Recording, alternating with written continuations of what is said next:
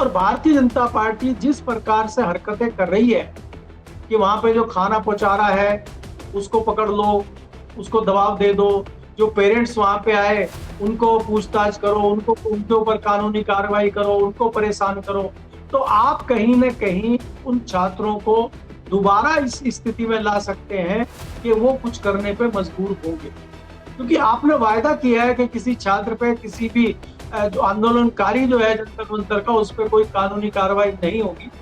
आपने वायदा किया, अपनी मांग में इस बात को माना है, और उसके बावजूद अगर आप इस तरह की कार्रवाई लगातार कर रहे हैं तो ये दुर्भाग्यपूर्ण भी है और ये आपके लिए विनाशकारी साबित होगा आने वाले समय में।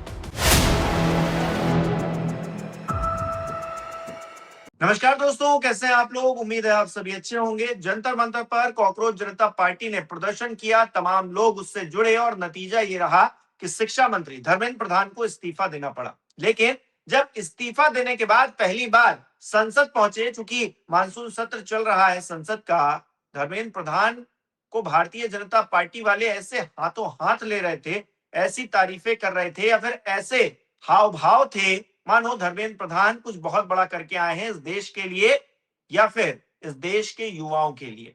सवालों के घेरे में भारतीय जनता पार्टी की नीयत आकर खड़ी हो जाती है, तब भी जब प्रधानमंत्री एक तरफ कहते हैं कि हम फास्ट ट्रैक कोर्ट बना रहे हैं, इस मामले को लेकर हम बड़े संजीदा हैं, और दूसरी तरफ जो कोर्ट में सुनवाई की बारी आती है तो सीबीआई के वकील गायब हो जाते हैं और अगली डेट देने को मजबूर हो जाते हैं जज साहब। तो क्या चल रहा है आखिरकार देश में? बहलाने के लिए, फुसलाने के लिए सरकार है या फिर मुद्दों के असली हल निकालने के लिए? इसमें कहीं ना कहीं अब डिबेट हो रही है। करेंगे बात। केपी मलिक जी विश्वपतकार हमारे साथ जुड़े हैं। सर, बहुत बहुत स्वागत है आपका। बहुत बहुत धन्यवाद हिमांशु जी, आपका भी और हमारे दर्शकों का भी बहुत बहुत धन्यवाद, आभार। सर, धर्मेंद्र प्रधान ने रिजाइन दे दिया, ये थोड़े शर्म की बात होनी चाहिए थी। सर झुकाकर अगर कहीं जाएंगे तो उनको जो है उस तरह से नजर आना चाहिए था, लेकिन पार्लियामेंट पहुंचे, ऐसी भारतीय जनता पार्टी ने हौसला अफजाई की जैसे कोई मेडल जीत के आए हैं, कोई चाइना को या पाकिस्तान को मुंह तोड़ जवाब देकर आए हैं सरहद पर, ऐसा लग रहा था। देखिए हिमांशु, भारतीय जनता पार्टी का ये दोहरा चरित्र है और हमेशा ये दिखाई देगा आपको। एक तरफ वो ये कह रही है कि हमने धर्मेंद्र प्रधान का इस्तीफा ले लिया है। अगर आपने धर्मेंद्र प्रधान का इस्तीफा लिया तो आप मानते हैं कि कहीं ना कहीं धर्मेंद्र प्रधान दोषी हैं, छात्र उनसे नाराज हैं, कहीं ना कहीं कोई गलती हुई है। और दूसरा चरित्र और चेहरा आपका ये है कि जब वो पार्लियामेंट में जाते हैं, इस्तीफे के बाद उनका पहला दिन है, तो आप उनका भव्य स्वागत करते हैं।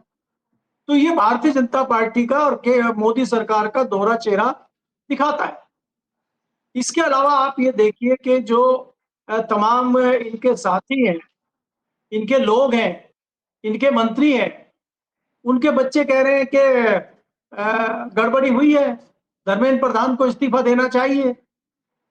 एक अपराजिता सारंगी हैं जो मंत्री और सांसद भी रही हैं, उड़ीसा की आईएएस अधिकारी रही हैं, उनकी बेटी ने लंबा चौड़ा ट्वीट कर दिया धर्मेंद्र प्रधान पे, और बाद में जगह जगह से उनके ऊपर, धर्मेंद्र प्रधान के यहाँ से और बाकी जगहों से उसको फोन किए गए, उसके उनकी मदर को, और उन पर दबाव डाला गया कि ये ट्वीट डिलीट कराइए, और वो लड़की ने नहीं किया और ये कह के दोबारा ट्वीट कर दिया कि मेरे ऊपर इस तरह का दबाव आ रहा है। तो ये क्या जताता है? इसी प्रकार से एक मंत्री आसाम के, उनकी बेटी ने भी यही ट्वीट किया कि घोटाला घपला हो रहा है, गड़बड़ियां हो रही हैं, पेपर लीक हो रहे हैं। तो ये जो छात्र हैं, अब ये छात्र तो भारतीय जनता पार्टी के हैं, और आप बड़ी तादाद में देखेंगे, चाहे जंतर मंतर हो, चाहे देश के दूसरे शहरों में जो धरने प्रदर्शन हो रहे थे, वहां बड़ी तादाद में लोग और युवा जो सड़कों पे उतरे थे, और उन छात्रों के पेरेंट्स जो उनके साथ सड़कों पे उतरे थे, उसमें ऐसा नहीं है कि वो विपक्ष के या दूसरी पार्टियों के या इंडिविजुअल लोग थे।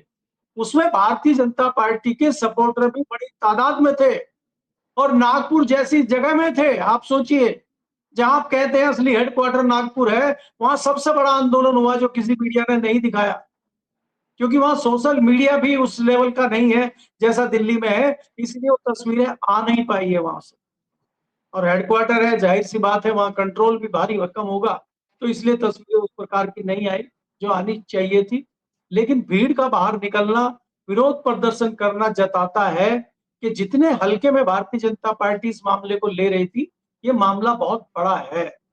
और भारतीय जनता पार्टी जिस प्रकार से हरकतें कर रही है कि वहां पे जो खाना पहुंचा रहा है उसको पकड़ लो, उसको दबाव दे दो, जो पेरेंट्स वहां पे आए उनको पूछताछ करो, उनको उनके ऊपर कानूनी कार्रवाई करो, उनको परेशान करो, तो आप कहीं ना कहीं उन छात्रों को दोबारा इस स्थिति में ला सकते हैं कि वो कुछ करने पे मजबूर होंगे। क्योंकि आपने वायदा किया है कि किसी छात्र पे, किसी भी जो आंदोलनकारी जो है जंतर मंतर का, उस पर कोई कानूनी कार्रवाई नहीं होगी।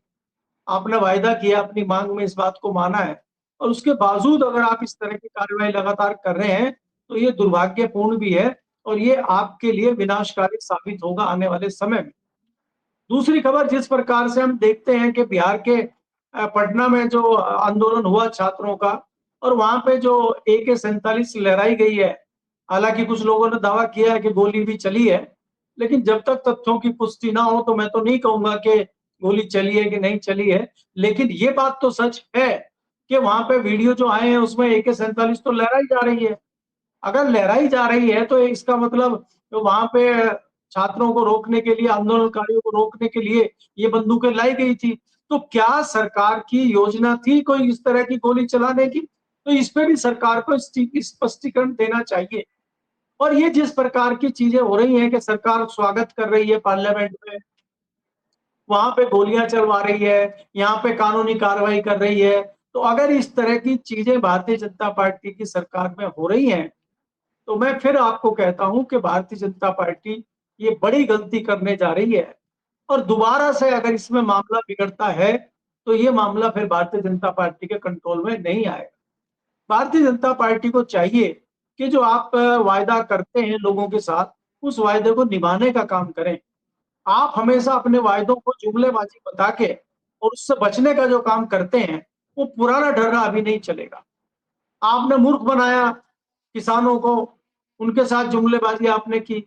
जनता के साथ आप लगातार चुनाव में जुमलेबाजी कर रहे हैं।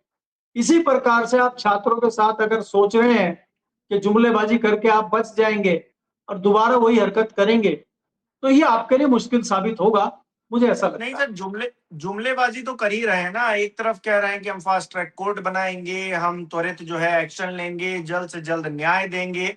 दूसरी तरफ सुनवाई हो रही थी फास्ट ट्रैक कोर्ट में तो सीबीआई के वकील ही नहीं पहुंचे पहले दिन। अब बताइए, मतलब जहां पर असल लड़ाई लड़नी है आपको, वहां पर आप फिसड्डी साबित हो रहे हैं। और जहां पर आपको दिखाना है कि देखिए हमारा 56 इंच है, हम विश्वगुरु बनने वाले हैं, वहां पर आप एक वीडियो बना देते हैं और गोदी मीडिया आपके चरण वंदना में लग जाता है और देश को ये बताने के लिए लग जाता है कि देखिए मोदी जी कितने सजग हैं, बच्चों के भविष्य के लिए कितना सोच रहे हैं। मतलब इनको शर्म नाम की चीज नहीं है। वकील साहब पहुंचे ही नहीं। सुनवाई होनी थी, क्या वकील साहब को पता नहीं था सीबीआई के कि सुनवाई हो रही है? और यही सीबीआई है जिसने वो 2024 के मामले में संजीव मुखिया को ये कहते हुए छोड़ दिया कि हमारे पास कोई सबूत नहीं है, कोई पुख्ता जानकारी नहीं है कि इन्होंने पेपर लीक किया था। तो पेपर हवा में लीक हो गया था, जिसके बाद जो है ये पूरी नौटंकी हुई। मतलब क्या इस मोर्चे पर भी फेल सरकार? आप फास्ट ट्रैक कोर्ट बनाकर आरोपियों को सजा दिलवाने के नाम पर भी फिसड्डी साबित हो रहे। देखिए हिमांशु, जब इस तरह के मामले होते हैं, कई बार ये होता है कि एक कमेटी बना दी गई है, जांच एजेंसी बना दी गई है, SIT बना दी गई है, फास्ट ट्रैक कोर्ट बना दी गई है, तो ये सब जो मामले को ठंडे बस्ते में डालने जैसी चीजें होती हैं और उसमें फिर कानूनी नूरा कुश्ती चलती रहती है। इसके 1000 उदाहरण हमारे सामने हैं। आप देख लीजिए, राम मंदिर पे SIT बनाई थी, क्या हुआ अभी तक? उससे पहले भी एक SIT बनी थी जब अयोध्या में जमीन घोटाला हुआ था, उस SIT की तो कोई रिपोर्ट आज तक आई ही नहीं है। उसी तरह से प्रधानमंत्री जुमलेबाजी करते हुए कहते हैं कि हमने फास्ट ट्रैक कोर्ट बना दी है। ये फास्ट ट्रैक कोर्ट बनाई है, आप ही कह रहे हैं कि भाई वकील साहब आए नहीं। और वकील साहब अगर आ भी जाएंगे तो वो क्या करेंगे? जो 2024 के दोषी आपके हिसाब से थे और जिस संजीव मुखिया को आपने पकड़ा था, उसको तो आपने बाइज्जत बरी कर दिया। आपने तो कह दिया इसके खिलाफ कोई सबूत ही नहीं है। तो ये फास्ट कोर्ट जो है, इसका मतलब ये दोषियों को जल्दी जल्दी जो है छोड़ देंगे, जल्दी जल्दी कह देंगे निर्दोष हैं। तो ये करेगी क्या फास्ट ट्रैक कोर्ट? तो फास्ट ट्रैक कोर्ट आप किस लिए बना रहे हैं? लोगों को बेवकूफ बनाने के लिए। आप लोगों के साथ जुमलेबाजी कर रहे हैं। इसके अलावा आज आप दिल्ली में भी देखेंगे, सुप्रीम कोर्ट में जो आज एक सुनवाई हुई है, कोर्ट ने सुनवाई की है, तो कोर्ट सब सुन रहा है। पहले हाँ हमारे चीफ जस्टिस ऑफ इंडिया कहते हैं कि भाई मैंने तो ऐसा कहा नहीं, कॉकरोच कहते हैं आप। फिर आप कहते हैं जब कोई वीडियो बना के जंतर मंतर के लेके जाता, आप कहते हैं हमारे पास टाइम नहीं है। जब आप ये मीडिया में चल जाता फिर आप कहते हैं मैंने ऐसा नहीं कहा। फिर आपके यहाँ जब सुनवाई होती है आप सुनते नहीं है और आप कहते हैं हम इस पे कल बताएंगे। तो ये क्या टालने की प्रक्रिया जो चल रही है, चाहे वो कोर्ट हो चाहे वो सरकार हो, इससे कहीं ना कहीं युवाओं के दिल पे एक असर पड़ रहा है और उनको इस तरह की एक चोट लग रही है कि हमारे साथ जो सिस्टम है वो कहीं ना कहीं खिलवाड़ कर रहा है। वो बच्चे लगातार दिन रात मेहनत करके पढ़ाई करते हैं, फिर एग्जाम की तैयारी करते हैं, एग्जाम में पर्चा लीक हो जाता है, नौकरी मिलती नहीं है, बेरोजगारी बढ़ती जा रही है, स्कूलों कॉलेजों को आप बंद करते जा रहे हैं। तो कहीं ना कहीं युवाओं को जो रोष है वो रोज कहीं प्रेशर बन के अगली बार अगर आ गया, अगर आपने उनके साथ मजाक किया, अगली बार आ गया तो उसके नतीजे अच्छे नहीं होंगे।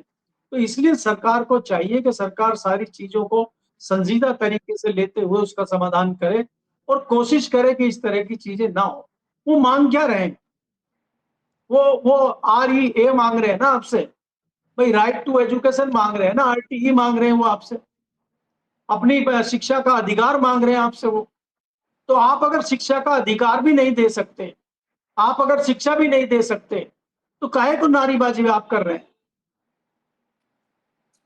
तो नहीं, इसलिए सरकार सरकार कहीं एक संजीदा तरफ नजर इस आती मामले है। पर सर, शिक्षा वाले मामले पर अभी बात थमी नहीं है, शिक्षा वाले मामले को लेकर अभी पूरी बात हुई नहीं है। दूसरी तरफ अरविंद केजरीवाल और सोशल मीडिया पर भी ये कैंपेन चलने लगा एक तरह से कि अब शिक्षा मंत्री का इस्तीफा हो गया है, जो चीजें चलेंगी वो आगे चलती रहेंगी, अब हम E20 पर बात करेंगे। अब तो अरविंद केजरीवाल कह रहे हैं कि 1 तारीख को हम जो है इसको लेकर हल्ला बोल करेंगे, कार्यक्रम करने जा रहे हैं वो। तो अब तो E20 को लेकर बात होगी। और E20 पर एक मजेदार बात एक और ये हुई है कि नितिन गडकरी की तरफ से एक मामला कोर्ट में गया था, उस कोर्ट में नितिन गडकरी की तरफ से कहा गया है कि E20 को लेकर हमारी कोई जवाबदेही नहीं है, E20 मेरा मंत्रालय नहीं है, ये पेट्रोलियम मंत्रालय के अंतर्गत आता है, तो वो देखें। मतलब आप वकालत करने सबसे पहले आ जाते हैं, आपके जो बच्चे हैं वो एथेनॉल के प्लांट्स लगाते हैं, आप चीजें तमाम आपसे जुड़ती हैं और फिर आप कहते हैं जहां पर जवाबदेही का जिक्र आता है कि हमारा तो मंत्रालय नहीं है, हम तो कुछ जानते ही नहीं है। बात गलत नहीं कह रहे हैं, लेकिन फिर भी सड़कें तो जानते हैं, सड़कों में गड्ढे हो रहे हैं। अभी लखनऊ कानपुर एक्सप्रेस वे बना, वो उसमें गड्ढे हो गए, बताइए 13 दिन बाद ही गड्ढे हो गए। तो उसको लेकर जवाबदेही उनसे कोई पूछे जाकर, लेकिन E20 को लेकर अब क्या घमासान आगे बढ़ेगा सर धर्मेंद्र प्रधान के इस्तीफे के बाद? देखिए हिमांशु, अगर आप देखें चाहे E20 तेल का मामला हो, चाहे रोड का मामला हो, जिस प्रकार से आपने कहा कि रोड पे इस प्रकार के गड्ढे हो रहे हैं और ये कह रहे हैं कि भाई हमारी जवाबदेही नहीं है, ये तो दूसरा मंत्रालय। ये बहुत अच्छा है, इन्होंने ये नहीं कहा कि इसमें नेहरू का मामला है। ये नेहरू साहब ने जो सही नहीं किया इसलिए नेहरू पे आरोप नहीं लगाया इन्होंने, या सोनिया गांधी राहुल गांधी पे आरोप नहीं लगाया। अगर ये उसी पे आरोप लगा दें और ये कह दें कि सड़क इसलिए टूटी है, गड्ढे इसलिए हुए हैं कि वहां पे कांग्रेस के लोगों ने, कार्यकर्ताओं ने, राहुल गांधी ने जाके कुछ गड़बड़ी करी, और E20 में जो ज्यादा ये बदमाशी हो रही है ये कांग्रेस कर रही है, ये राहुल गांधी कर रहे हैं, और ये सारी जो नीति थी ये जवाहरलाल नेहरू की नीति है, हमारा इसमें कोई दोष नहीं है, ये कुछ भी कह सकते और अंधभक्त पीछे से जिंदाबाद का नारा लगाना शुरू कर देंगे। आपको याद नहीं है उत्तर प्रदेश में एक मंत्री ने कहा था, जब वो व्यापारी गए कि साहब बिजली नहीं आ रही है, 3 घंटा बामुश्किल बिजली आती है और बड़ी दिक्कत हो रही है, फैक्ट्री चल नहीं पा रही है, तो 3 बार उन्होंने कहा और मंत्री जी का जवाब क्या था कि जय श्री राम, और जय श्री राम बोले निकल लिए। और आप जैसे उधर दूसरी तरफ जय श्री राम के मंदिर में डकैती हो रही है, लूट हो रही है। ये हम नहीं कह रहे हैं, ये आप ही के लोग कह रहे हैं, नपेंद्र मिश्रा जी। नपेंद्र मिश्रा जी से क्या नहीं, नपेंद्र मिश्रा से अंदर का जानकार तो कोई होगा नहीं। वो तो PMO की भी जानकारी रखते हैं, लखनऊ की भी रखते हैं और अयोध्या की भी रखते हैं। तो वो अगर कह रहे हैं कि लूट हुई है तो हम तो मानेंगे लूट हुई है। तो इधर लूट हो रही है और आप जवाबदेही के नाम पे जय श्री राम बोल दे रहे हैं। तो ये जो मजाक चल रहा है पिछले 12 साल से देश में, अब ये नहीं चलेगा। क्योंकि अब ये जो जेनजी आया है, ये जो युवा आया है, ये डिफरेंट सोचता है, ये सवाल बहुत पूछता है, इसके सवालों के जवाब आपको देने पड़ेंगे, और आप जवाब नहीं देंगे तो फिर जंतर मंतर जैसे हर्ष भुगतने के लिए आप तैयार रहिए। अभी आप एजुकेशन पे जवाब दे रहे थे, अब आप थोड़े दिन बाद E20 पे देंगे, तब तक फिर नया कुछ मामला आ जाएगा। भाई जवाब तो राम मंदिर के मामले पे भी मांगा जाना चाहिए। आपने तो भगवान राम को हाथ पकड़ के तस्वीरों में जो दिखाई गई थी कि भगवान राम को जो बाल राम दिखाए हैं, उनका हाथ पकड़ के मंदिर में ले जा रहे हैं आप। तो आपने तो उनको घर में बिठाया था, आपने तो उनका घर बना दिया था, और उन्हीं के घर में डकैती हो रही है, और जो लोग डकैती में दोषी हैं उस पर आपका मुंह नहीं खुल रहा है, आप उस पर कुछ बोल नहीं रहे हैं। तो अगर कल को उस मामले पर आंदोलन हो जाता है तो उसका जवाब कौन देगा? क्या उसमें भी आप कहेंगे कि इसमें राहुल गांधी का हाथ है, नेहरू ने गलत तरीके से मंदिर का निर्माण करवाया था, नेहरू ने अलग नीति बना दी थी, फिर भी ये कहेंगे क्या? तो आप कहां कहां बचेंगे? तो इसलिए मैं कहता हूं कि इस सरकार के बचने के रास्ते सारे बंद हो चुके हैं, और अब सरकार गिर रही है। और एक मामला नहीं है, बहुत सारे मामले हैं। हमारे साथ मजाक किया जा रहा है ऑपरेशन सिंदूर के नाम पे। आप कहते हैं हमारा कोई नुकसान नहीं हुआ है। संसद भवन के अंदर पटल पे खड़े होकर हमारे डिफेंस मिनिस्टर कहते हैं कि हमारा कोई भारी भरकम नुकसान नहीं हुआ है, और बाद में पता चलता है सेना प्रेस कॉन्फ्रेंस करके कहती है कि हमारे जो है 6 कीमती जवानों की शहीदी हो गई है। तो ये क्या मजाक कर रहे थे फिर डिफेंस मिनिस्टर पार्लियामेंट में? आप पार्लियामेंट में खड़े होकर जुमलेबाजी करते हैं, झूठ बोलते हैं, तो आपको शर्म आनी चाहिए। तो ये झूठ अब नहीं चलेगा। ये जनजी आपसे सवाल पूछेगा, और अगर आप जवाब नहीं देंगे तो आपके धर्मेंद्र प्रधान जैसा हश्र आपका भी होगा। जी। हम्म। अच्छा, जो राजनीतिक दल हैं, जो विपक्षी दल हैं सर, वो संसद में जो कार्रवाई चल रही है उसमें अब मांग ये कर रहे हैं कि भाई दिल्ली पुलिस ने जिस तरह का बर्ताव छात्रों के साथ किया उस पर चर्चा होनी चाहिए। और सरकार है वो कह रही है कि अब हम जो है शिक्षा को लेकर, पेपर लीक को लेकर जो है बात करना चाह रहे हैं, तो आप नया शिगुफा ले आए हो और जो है आप पार्लियामेंट चलने नहीं देना चाहते हो। तो पार्लियामेंट का जो हाल है, मतलब सारी चीजें सोशल मीडिया पर हो रही हैं, संसद के बाहर हो रही हैं, लेकिन पार्लियामेंट में इतना खर्चा फिर क्यों हो रहा है? पार्लियामेंट में खर्चा नहीं होना चाहिए। इस देश का जो रुपया है वो बचाया जाना चाहिए। क्योंकि मोदी जी तो कह रहे थे कि अभी कुछ दिन पहले कि भाई गाड़ी कम चलाओ, कारपूल करो और जो है सोना मत खरीदो। तो पैसा बचाने के लिए संसद भी नहीं चलनी चाहिए फिर तो, क्योंकि चल तो पा नहीं रही है ना। ऐसी रस्साकसी हो रही है जिसपे कुछ नतीजा नहीं निकल रहा है। देखिए हिमांशु, अगर आप देखें, संसद चलाने की जिम्मेदारी सरकार की होती है, और सरकार कोशिश करती है कि विपक्ष के साथ समझौता करके, विपक्ष के साथ बैठ के तालमेल करके संसद को चलाया जाए, ताकि बिल पास हो सके, जनहित के बिल पास हो सके, जनहित में कुछ काम हो सके। ये सरकार की जिम्मेदारी है। लेकिन ये सरकार तो जनहित की बात करती नहीं है, ये तो जनहित के लिए जुमलेबाजी करती है, और बाकी MP और MLA खरीदने के लिए अपनी जुमलेबाजी करती है। अब आप देखिए, सवाल ये उठाए जा रहे हैं कि जिस प्रकार से लाठीचार्ज हुआ है, जिस प्रकार से वहां पे लाठियों में, डंडों में कीलें लगाई गई थी, जिस प्रकार से महिलाओं के ऊपर वहां पे बल का प्रयोग किया गया है, वो सब तस्वीरें सामने आई हैं। तो उसमें सरकार को जवाब देना चाहिए, क्योंकि सरकार को पता है कि सरकार इस मामले में फंस रही है, इसलिए उस पर चर्चा नहीं करना चाहती। क्योंकि ये भी बात है कि सरकार ने आखिरी दिन में CRPF की कंपनियां बुलाई थी वेस्ट बंगाल से और कश्मीर से। तो आप बॉर्डर के राज्यों से फोर्स को दिल्ली बुला रहे हैं, तो इसका मतलब ये है कि बॉर्डर पे खतरा नहीं है, दिल्ली में खतरा है। तो आपने डिसीजन क्यों लिया था? ऐसा कौन सा बड़ा खतरा था? ये विपक्ष का काम है पूछना, और आपको उसका जवाब संसद में देना चाहिए। लेकिन सरकार वो नहीं देगी। अब सरकार शिक्षा पे जुमलेबाजी करेगी। शिक्षा पे क्या किया आपने पिछले 12 साल में जो आप बताएंगे? अगर आपने कुछ अच्छा शिक्षा में किया होता तो ये आंदोलन क्यों होता? तो ये सरकार जो है उलझाना चाहती है विपक्ष को, और अपने तरीके से नचाना चाहती है, जो इसकी स्ट्रेटजी रही है पहले से। अब हम्म। विपक्ष के सामने ऐसी परिस्थितियां खड़ी कर देगी कि विपक्ष उसमें उलझ जाएगा और ये अपना काम कर ले। जैसे आपको हम्म। याद होगा पिछली बार ये महिला बिल में लपेट के परिसीमन बिल पास करना चाहते थे, और उस पर विपक्ष ने हल्ला कर दिया। तो ये धीरे धीरे माहौल बना रहे हैं। तो पिछले तरीके से इनका मेन मकसद तो यही है कि परिसीमन बिल को किस प्रकार से पास कराया जाए संसद में। मेन हम्म। मकसद इनका वो है, और उसी के आसपास इनकी राजनीति घूम रही है। क्योंकि आपने देखा है कि वो सारी तैयारियां इनकी हो चुकी है, सांसदों को तोड़ने की, सांसदों को ब्लैकमेल करने की सारी तैयारियां हो गई हैं और करीब ये 360 के करीब पहुंच चुके हैं। तो संख्या इनके सामने है, तो इनको लगता है कि हम आसानी से करा सकते हैं और आसानी से तभी होगा जब हाउस चलेगा। तो इसलिए ये शिक्षा के मामले पे, बाकी मामले पे हाउस को पहले शांत करके चलाना चाहते हैं। जी। अच्छा, एक खबर ये भी आ गई है कि सुप्रीम कोर्ट में आज राम मंदिर को लेकर सुनवाई हुई है और सुप्रीम कोर्ट ने ये कहा है कि एसआईटी में अब एक जो फाइनेंस एक्सपर्ट है उसको भी जोड़ा जाए। तो इसको लेकर क्या कहेंगे सर आप?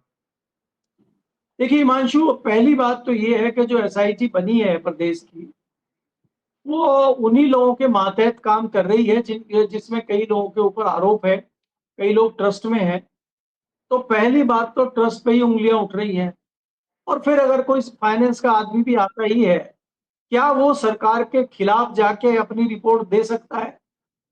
क्योंकि जिस प्रकार से प्रदेश में भाजपा की सरकार है, केंद्र में भाजपा की सरकार है, इसमें हमें लगता है कि इंडिविजुअल एक कमेटी बननी चाहिए, एक जांच दल अलग से बनना चाहिए। उसमें कोई जस्टिस हो सकते हैं, रिटायर्ड जस्टिस हो सकते हैं, और बाहर के बिल्कुल इंडिविजुअल लोग होना चाहिए जो सरकार के प्रभाव में ना हो। अगर आप सरकार के प्रभाव के लोगों को बनाएंगे तो हमें आशंका है कि एसआईटी की रिपोर्ट सही नहीं आ पाएगी। पीछे आपने देखा था, कई मीडिया रिपोर्टों में आया था कि जो इस एसआईटी के चीफ हैं उनके ऊपर पहले कई सारे आरोप लगे हैं, कई सारे उनके ऊपर शिकायतें आई हैं, और यहाँ तक आया कि उनके ऊपर करप्शन के भी आरोप लगे हैं, जांच कर रही है और ये सरकार के संज्ञान में है। उसके बावजूद उनको एसआईटी का चीफ बनाया गया है, तो ये भी एक हास्यास्पद स्थिति है। तो बिल्कुल। कोर्ट को कह देना भी कहीं ना कहीं ये लगता है कि कोर्ट भी सिर्फ नूरा कुश्ती कर रही है। कोर्ट भी इस तरह के फैसलों में जो टिप्पणी अब मैं बता रहा हूं, इस पे कोर्ट ने क्यों नहीं संज्ञान लिया कि आपने जो एसआईटी बनाई है और एसआईटी जिसको जो हेड कर रहे हैं उनके ऊपर आरोप है, इस पर सरकार का क्या कहना है? क्या कोर्ट ने सवाल पूछा है? तो कहीं ना कहीं कोर्ट भी नूरा कुश्ती करते नजर आ रहे हैं। स्पष्ट है उनकी तरफ से निर्देश आदेश इस तरह के नहीं आ रहे हैं। मुझे लगता है ये भी दुर्भाग्यपूर्ण बात है। जी। जी। बहुत-बहुत शुक्रिया सर हमारे साथ जुड़ने के लिए, तमाम बातचीत के लिए। हमारे दर्शक किस तरह से देख रहे हैं, कमेंट करके ज़रूर बताएँ। इस वीडियो को लाइक करना, शेयर करना मत भूलिएगा। हमारे चैनल को सब्सक्राइब नहीं किया तो वो भी ज़रूर कीजिएगा। आप हमें सहयोग भी कर सकते हैं, जॉइन बटन पर क्लिक करके। बहुत-बहुत धन्यवाद।